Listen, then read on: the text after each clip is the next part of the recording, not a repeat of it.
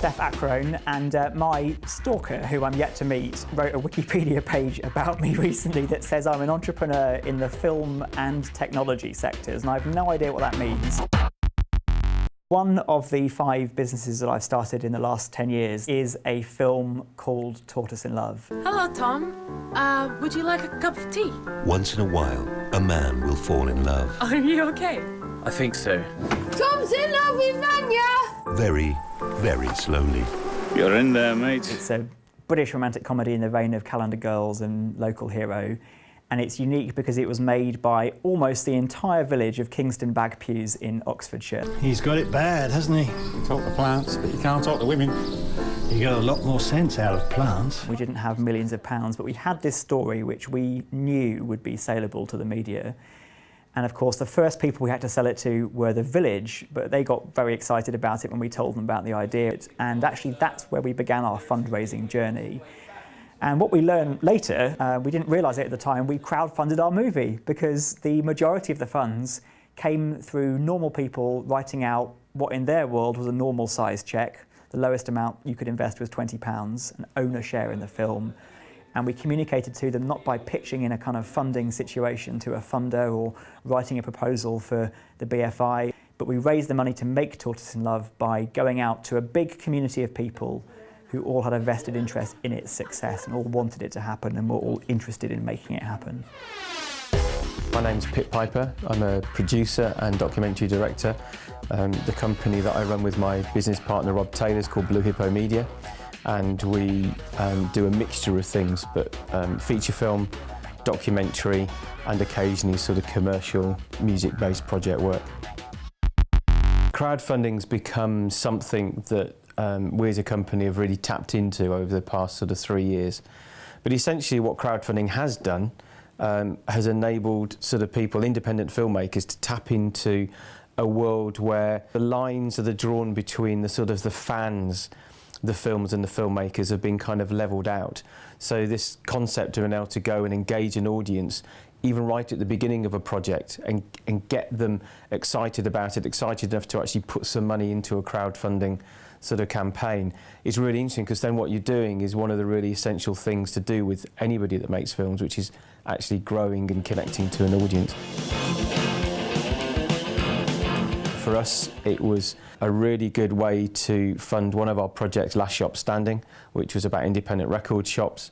You know, we were able to tap into supporters and partners and sponsors who had access to an audience who were already engaged in that subject, and then sort of draw them into the conversation around the fact that we were making the first definitive film of the rise, fall and rebirth of British independent record shops. So from that point of view, it was really good.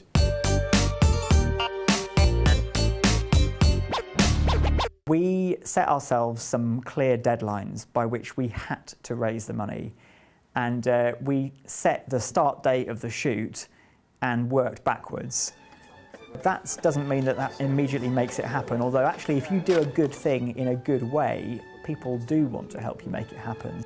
Breaking it down to smaller chunks along the way can help. There's got to be a good enough end game in each of those chunks for people to want to invest. So if you're just breaking it down for the sake of making it seem easier to achieve, then that's probably not going to work. You need a really good case. So what you have to do if you're using a proper crowdfunding platform is come up with something that the customer or the investor is going to get that's not just the shares, because you can't sell them the shares.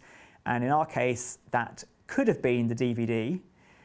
In fact, we didn't need it to be. It could have been, I suppose, seats at the premiere. And in a business, maybe it's a first sample of the product. Maybe that's enough to get someone to put in 50 or 100 quid just to get the first sight of it or be the first person to test it.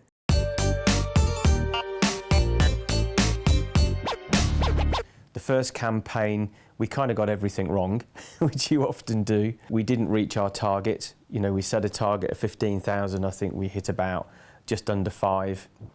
But we did it on Indiegogo. So that was a platform where you could choose to take the money even if you didn't hit the target, whereas things like Kickstarter, you have to hit the target or you get no money. And I think, you know, we did that because as filmmakers we had a confidence that we knew if we didn't reach that target, there were lots of other ways in which we were raising money for that film. With Last Shop Standing, you know, we obviously knew that there were the record shops themselves.